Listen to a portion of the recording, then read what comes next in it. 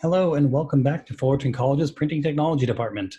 It's good to see you guys again, even if it's just your name on a roster. But honestly, when I saw who it was going to be in this class, I got a little bit happier. It's good to see you again. I look forward to working on some projects with you virtually, and who knows, maybe something will happen public health-wise for the better. This is Print 145, Variable Data Printing. I've uploaded the syllabus to this site where you can download it and look at it.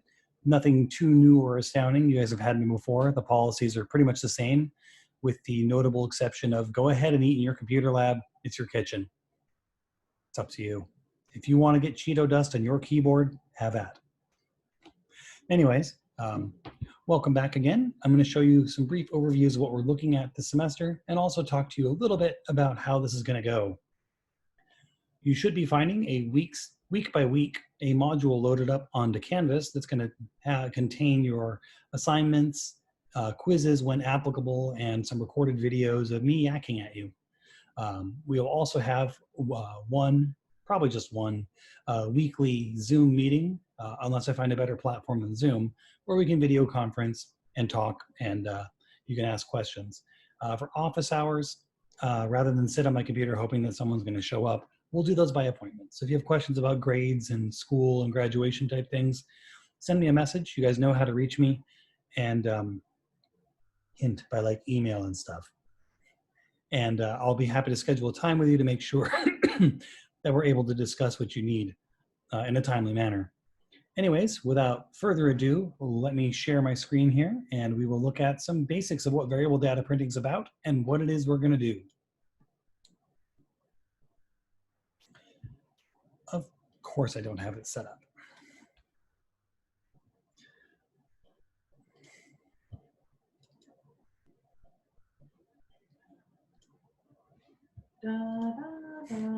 Hey, you know, I'm still Jeopardy tune from my wife, Lonnie, who is making fun of me for not having my slides called up like I thought they were. Turns out I was only previewing them using the system and not having them properly open in Acrobat where they can be shared by Zoom. So let's try this again. Take two. Here we are. Variable data printing. Pretty much simply, it just means that you're going to be using some computer programs to set up print jobs that are capable of changing themselves according to a set of data. That doesn't sound very exciting. I promise you it is more exciting than it sounds, and the possibilities for efficiency, which remember, being efficient means you're being lazy, but you're being smart about it, are nearly endless. You're limited only by a few things, although they do hamstring some projects, and we'll talk about that too. So variable data printing. Let's get going. Stop my video. You don't need to see me in the corner there. Okay, here we go. So what does it do?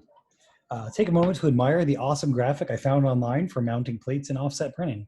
This is from a 1970 training film from the GATF, who we still work with. They're part of PIA now, of how to run an offset press. Remember that in traditional analog printing, anytime you want to print an image, you have to prepare an image carrier, whether that's a silk screen for screen printing, rubberish plates for your flexo type printing, or if it's a metal plate for offset printing, you still have to produce your image carrier, your plate, your screen, your stencil, whatever it is you're using. And each one has to be made, developed, washed out, mounted, aligned, inked up, and calibrated to be able to print an image. What that means is you have to set up each individual page that you're going to print out, which means you're not going to want to change that much. You want to print a lot of the same thing. It's great for making billions of copies of the exact same page, exact same document over and over and over again, but not so great if you want to make changes. So what we're going to work with is a system that allows you to combine Excel spreadsheets and the Adobe Creative Cloud software. Again, my wife is rolling her eyes at me because this does not sound like a very interesting concept, but trust me, this is actually really cool. What this means is you can actually program your computer to do your graphics for you. So if you want to do a lot of work that would have taken a lot of tedious detail time of your own, you can instead set up the parameters, set up a a seed sheet full of the data necessary for the job, and then it will take care of it for you digitally. Because when you're printing on a digital press, like Xerox, which happens to be my favorite, there is no plate carrier preparation. The plate carrier is an ionized piece of electrostatic tape that runs through the inside. They call it the PR belt. And it gets ionized with a laser, and we won't go into all that right now. The point being, it's reusable and is imaged each time you print a sheet out. Whether you print thousands of the same copy or thousands of individual documents, every single time it spits a sheet out, it re-images that PR belt. That means that there is no limit to why or how many different designs you can do in one production run without stopping. That means if you want to print out 10,000 or more unique individual designs in one print job, you can do that. And if you use the correct types of software, which is what this class is going to teach you, you will only have to create, well, we'll just say right now, postcards, because I like postcards, they're easy to practice with. If you're doing postcards, you can do 10,000 individual postcards by only putting in the amount of work to make one of them. And the machine will take care of the rest as long as you give it the right commands. This is actually an introduction into automation.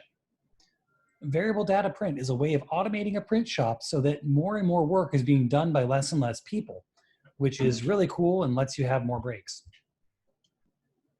Some samples, here's some images, and also things you might see in your own mailbox, especially right now during this pandemic. We still get junk mail. I don't know if you guys have ever gotten personalized junk mail with like your name on it and sometimes information you wish wasn't there, like loan numbers and things that are apparently public record. We'll get into that again later. There is some ethical concerns with variable data printing that I would wish to raise as this class goes on. But anyways, this lets you print thousands and thousands of postcards with individual names on them that are not actually the same. How can you use variable data? There's a lot of things you can do.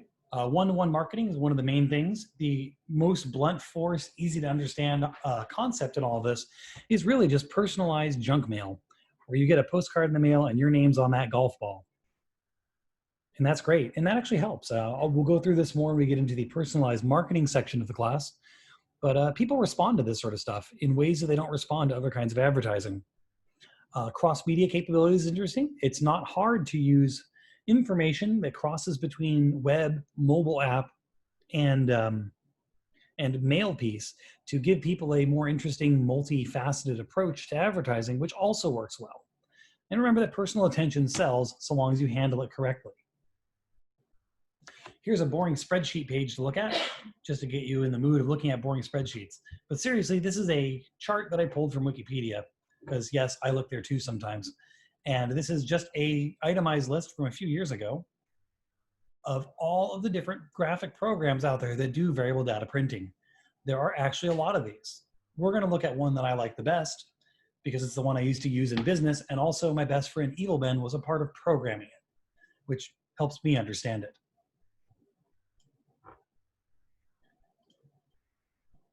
Hello again. I'm going to show you the website for the one that we like to use. Go ahead and close that. Let me see if this works. Unfortunately, there's a lot of semi-annoying, I don't know if you want to call it punning, but wordplay involved in this place that really enjoys. Here we go. And I will direct you over here as well later on so you can download a free trial that you can use in this class. The system that I like is called XMPie. It wasn't originally Xerox, but Xerox bought it out really quick. And again, my friend Evil Ben worked for Xerox for a while and helped develop this and some of the file types it utilizes. XMPie is not a standalone program, but a plugin that lives inside InDesign, Illustrator, and Photoshop, and helps you merge data from outside in. Again, the long story short, the most easy thing to understand is making personalized mailers where you can print somebody's address and also customize images based off of who it's going to. I'm running out of time for this video, and you guys are probably running out of patience for me babbling on and on. So let's cut both of our losses here, and I will say adieu for now.